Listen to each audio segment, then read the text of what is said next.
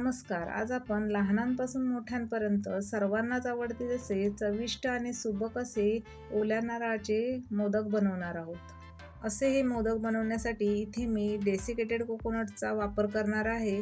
तर याचा व्हिडिओ मी आपल्या चॅनलवर अगोदरच शेअर केलेला आहे, तर त्याची लिंक मी डिस्क्रिप्शन बॉक्समध्ये दिलेली आहे, तिथे जाऊन तो तुम्ही पाहू शकता.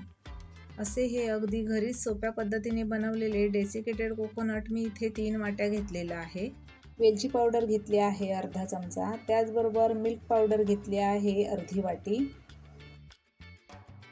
त्याच वाटीच्या प्रमाणात इथे मी 1 वाटी साखर घेतली आहे. मध्यम गॅसवर कढई ठेवून त्यामध्ये आता मी अर्धी वाटी पाणी टाकत आहे.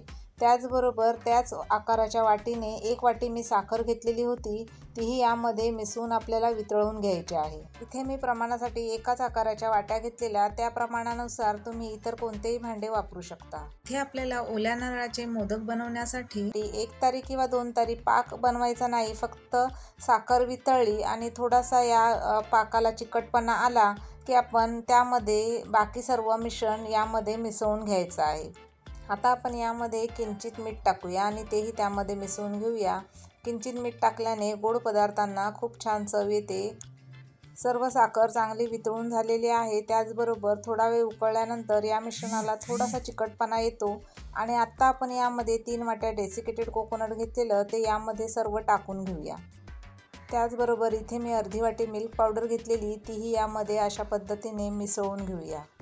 मिल्क पावडरमुळे हे लाडू अधिक रुचकर बनतात. अशा पद्धतीने बनवलेले लाडू बाजारात मिळणाऱ्या नारळाच्या लाडूपेक्षा अधिक रुचकर तर बनतातच, पण बाजारात मिळणाऱ्या लाडूंच्या किमतीत तुम्ही हे जास्त लाडू इथे घरच्या घरी बनवू शकता.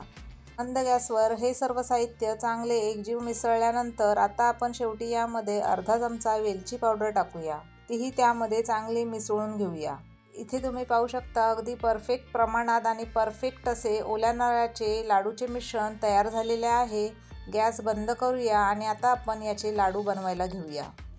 मिश्रण थोडेसे गरम आहे. गरम असतानाच आपल्याला अशा पद्धतीने या साच्यामध्ये आपल्याला मोदकाचे हे मिश्रण भरून घ्यायचे आहे आणि व्यवस्थित अशा पद्धतीने प्रेस करून अगदी छान आकार येईल असे दाबून घ्यायचे आहेत.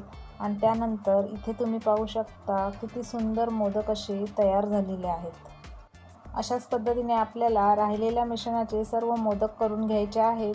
हे मोदक करून झाल्यानंतर एका वाटीमध्ये मी असे डेसिकेटेड कोकोनट घेतले आहे, त्यामध्ये सर्व हे मोदक अशा पद्धतीने डीप करून घेणार आहे. इथे तुम्ही पाहू शकता अतिशय सुंदर असे ओल्या नारळाचे मोदक तयार झालेले आहेत. असे हे ओल्या नारळाचे सुबक आणि सुंदर मोदक आवडले असतील तर नक्की करून पहा आणि माझ्या व्हिडिओला लाईक, शेअर आणि सबस्क्राईब करा. थँक्यू. धन्यवाद.